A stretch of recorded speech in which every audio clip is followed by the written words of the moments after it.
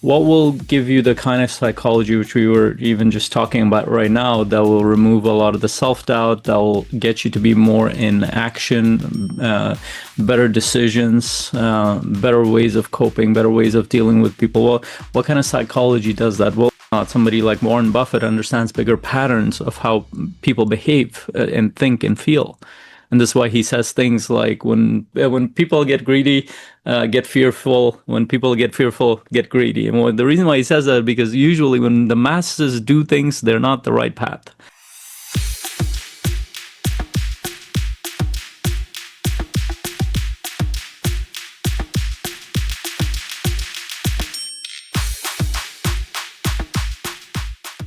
But I wanted to just kind of highlight some of the key areas to pay attention to when it comes to your own psychology.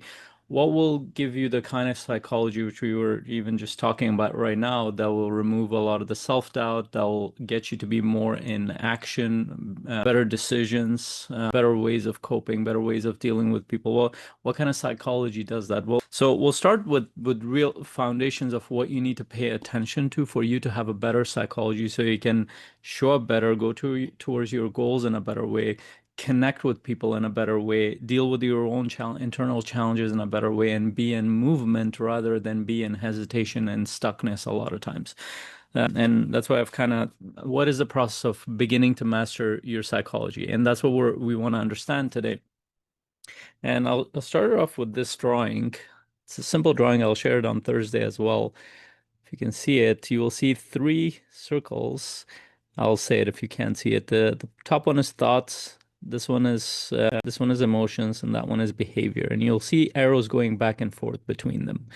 And this is literally the field of psychology. This is what we've researched over the past close to 80 plus years. And why did human beings start to specialize in this field?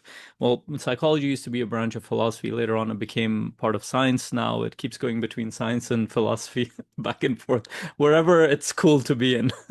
To be honest, that's where it keeps going. But the reason why we became as human beings interested in it because we realized that there's a relationship between our thoughts, our emotions, and our behavior. We wanted to understand what affects what. And this is why I have actually a back and forth arrow. The more you look into the research around this, the more you look at your own experience, you see that they actually thoughts, emotions, and behavior, they work with each other in a reciprocal way. They don't operate independently. And I'll go into the practice of it. What does that mean? And this is what will help you with kind of practically using it in your day-to-day life rather than, okay, here's the theory behind it. And so what I mean by that, let's start with thoughts.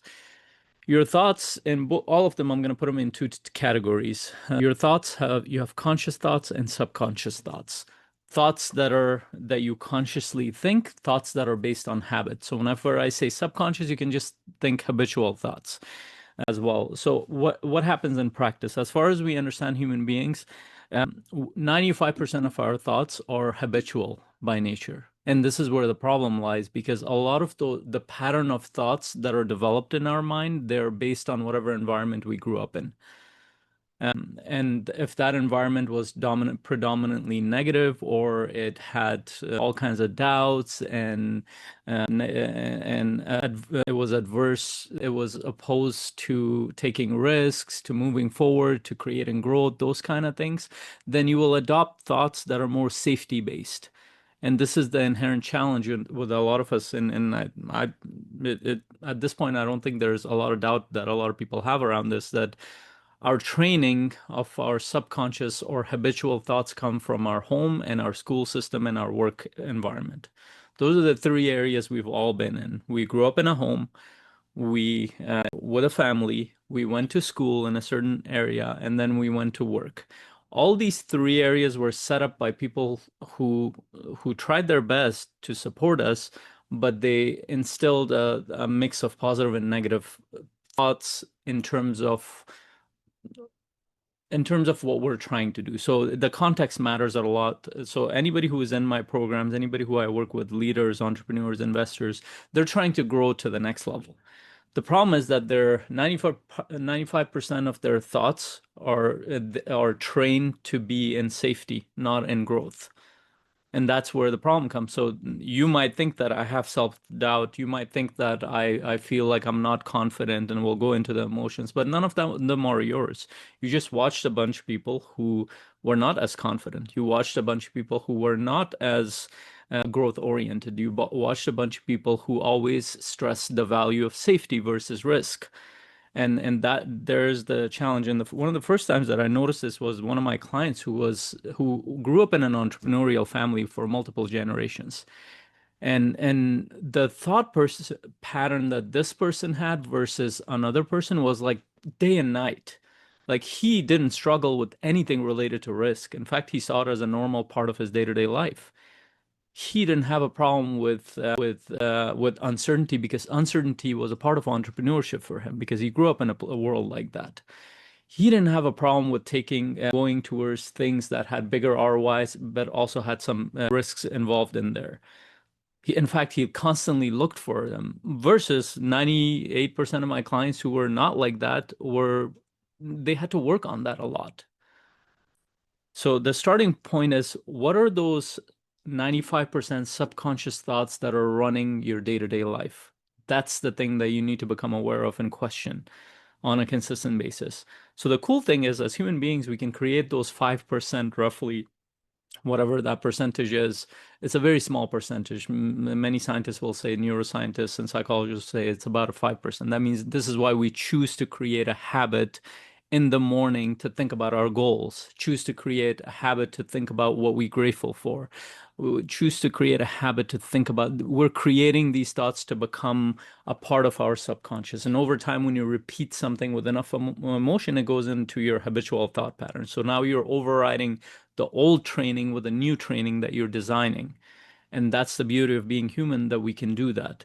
So the question for you is, on a day-to-day basis, what are those habitual thoughts that you need to interrupt that are not serving you anymore? I don't even look at them as positive or negative, because in that context, growing up, that might have been positive for you. But right now, as you're growing to the next level, is that serving you? Is that serving your family? Is that serving your business? Is that serving your community? That's the question I always ask. It might have helped me in the past, but is this helping me now? If I get a thought around, you know what, this thing is so risky, and I'm sitting with that for the next 10 days, that set of thought patterns, is that serving my business or is it not? In most cases, I've learned that no, delaying decisions for the next 10 days because I'm afraid to make that decision is probably not based on the current scenario. It's probably how I'm trained to think. How can I shortcut that process? How can I learn to make decisions faster and better? How can I reduce the lag time? What is the influence factor? And that's where emotion comes in. And this is where emotions are again based on present and past. So past, you can think of them as habitual emotions. Once again, 95% of your emotions, I would say even more than that if I were to guess, are past patterns. This is where we're learning more and more about trauma. That could be a big trauma or small traumas that we carry. They are kind of remnants of our past that have been left over, and we react to the world based on that. If you ever get a chance, read this book, The Psychology of Money by Morgan Housel, if you haven't read it. A lot of people think that we make decisions on the financial side, the investment side, the saving side, based on some logical, rational reasoning. We don't. Most of the time, we make it based on some emotional pattern that we've been trained to feel. This is why the stock market is run by emotions. It's not run by logic. This is why it can be so unpredictable and chaotic. This is why people who tend to be on that side, they understand people very well, versus not. Somebody like Warren Buffett understands bigger patterns of how people behave and think and feel. And this is why he says things like, when people get greedy, step back, and I forget the exact quote, but when people when people get greedy, get fearful. When people get fearful, get greedy. And the reason why he says that, because usually when the masses do things, they're not the right path. They're thinking based on whatever they were taught, and they're feeling based on whatever they're feeling. They're the average. And by the nature of you doing better than the average, you don't want to follow the masses. And that's where the challenge of emotions is. We've all been taught to feel too scared of the unknown. In reality, that's not how human psychology works at all. In fact, I remind a lot of my clients this, that as human beings, we have taken much bigger risks than what you think we're taking in terms of business and investments. Like as a species, think about, we're a species who were hunted by pretty much every predator on the planet. We were scared of every little thing. We didn't have the sharp claws. We didn't have the skin. We didn't have a lot of the things. We just had a pack of thinkers who put themselves out there and pretty much dominated the whole world, every environment. We didn't do it because we were so scared of the unknown. We actually were curious because of the unknown. We had this insatiable curiosity to learn about our environment.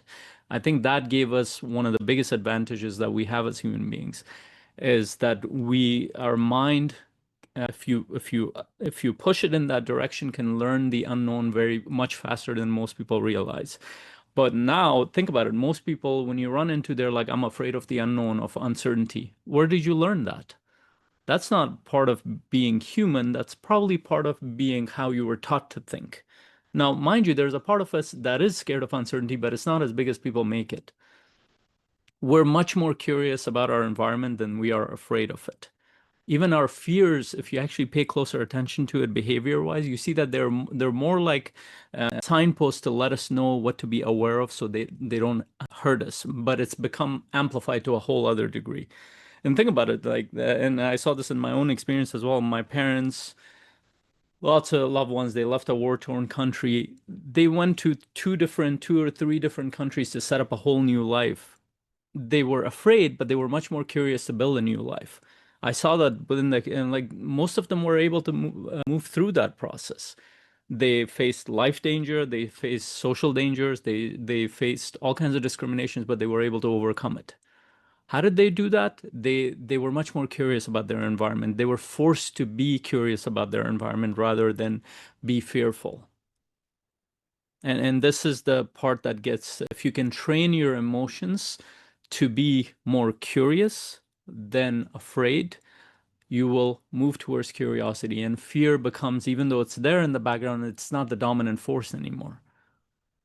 You start to pay attention to the ROI. You start to pay attention to the upside. You start to pay attention to what I could create as leverage. And that's what business does. That's what life gives you. If you can take a bigger risk, you can get a bigger reward. Not because you're more intelligent, but because you had the courage to take a bigger risk, despite the fear. And last one, and again, same thing, subconscious. So you're always training your emotions. It doesn't matter what your emotions say in the moment. What matters is, on a consistent basis, what emotions do you bring into your life? Do you bring gratitude, or do you bring fear? Do you bring curiosity, or do you bring hesitation? That is based on what you train your nervous system to do. Finally, behaviors. And this is the last one. The behaviors are conscious and habitual. We know this very well. Most people will say that, well, I'm just this kind of person based on the way that they show up. But in reality, if you look at all the personality studies in psychology, you find that the reason why people act, we can predict people's behavior, is because at some point they stopped growing as a human being. They are just repeating the same thoughts, same emotions pretty much every year. And so on the outside, they appear the same way. And so we call this person as this kind of person. And then pretty soon they start to call themselves, I'm this kind of person. I am, for example, I'm a shy person, or I'm an introverted person, or I'm an extroverted person, or I'm an aggressive person, or I'm a great negotiator. Like these things that we ascribe to ourselves and we solidify it into our personality, all it is an accumulation of habitual systems. Can you change the behavior? Yes. This is why we pay attention to the conscious habits that we create of behavior, the things that we install, so we can create a long-term behavior that becomes a part of you. So, for example, going to the gym is not natural to anybody. In fact, that's not natural to human beings at all, because movement has always been a part of our environment. We live in a sedentary life, so we have to force ourselves to create a different habit to create movement in our life. I sit here all day. I could easily say that, well, it's unnatural for me to go to the gym. But in the beginning, it is. When I go to the gym, the first few times, it doesn't feel natural. But what I'm doing is creating a long-term behavior pattern, because I see the upside of it on the other side. So when I go 1 week, second week, third week, 30th week, now it becomes a natural part of who I am. I've become the kind of person who goes to the gym. It's no more a behavior, it becomes a part of my identity. So because, and this is where the original diagram comes in, that it becomes embedded into my thoughts, emotions, and behavior. I think thoughts about the gym. I feel like I'm missing something if I don't go to the gym. I feel like I want to go to the gym. My whole identity gets wrapped around that. And if you did some kind of personality studies, I would think thoughts about being active because that has become a part of me because I designed that, but intentionally. And almost everything we do is that. And so your path towards entrepreneurship, investing, towards taking risks requires you to build an identity that reinforces thoughts, emotions, and behavior consistently until it just feels just as natural as everything else that you do. And this is why it feels hard because it feels like you're building a completely new identity, and you are. And so I wanted to break it down into those three components, and more specifically, that almost everything you're going to think on a consistent basis can be trained. Now, the question is your training done by your past, or you're consciously choosing your training? And that's the biggest question you can answer about your thoughts, about your emotions, about your behavior. And if you once you realize that, yes, you've been trained to be a certain way, and I can retrain myself, or I can train myself to do new things, that's where your power lies. Because now you're taking charge of your life. I don't care how old you are. I don't care what kind of life you live. You can incrementally increase uh, how you incrementally train your thoughts, your emotions, and behavior to be different. This is where you see people look at it as exceptions, but they can be rules if people apply it. You will see a 70-year-old or 80-year-old personal trainer all of a sudden goes viral. How did he do it? Well, that person might have had the genetics. Actually, we can only explain about 1 to 2% of behavior change based on genetic or even diseases and other things. Most of it is environmental. You start to see that somebody has learned a completely new language at a much later age or in later parts of their life. You start to see that somebody has shifted career paths like 2, 3 times in their later age. You start to see somebody start a business at 50s, 60s. How do they do that? They just understood that their power is in their ability to train themselves differently. And that requires consistent daily work. And the work is to train their thoughts, train their emotions, and train their behavior. We'll go much deeper into this, but what I'll leave you with this week is pay closer attention to the habitual thoughts, the habitual emotions, and habitual behaviors, because they make up about 95% of what happens in your life. And see which ones are serving you and which ones are not. And the ones that are serving you, great, carry them forward. The ones that are not, that's where your leverage comes, that you can interrupt them and install a new pattern. And in many cases, even if you just interrupt them, it creates a better path forward for you.